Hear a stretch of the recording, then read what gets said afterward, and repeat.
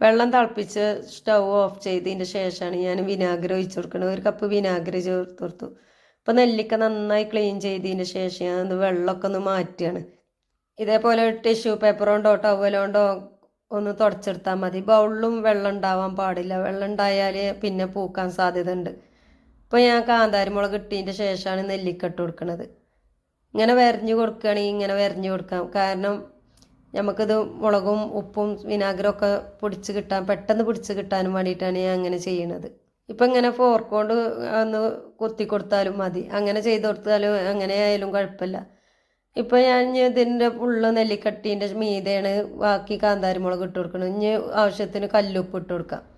കല്ലുപ്പാണ് ഇതിലേക്ക് ഏറ്റവും നല്ലത്. വിനാഗിരും വെള്ളവും തിളപ്പിച്ച് ഇത് നന്നായി തണുത്തതിൻ്റെ ശേഷമാണ് ഞാൻ ഇതിലേക്ക് ഒഴിച്ചു കൊടുക്കുന്നത്.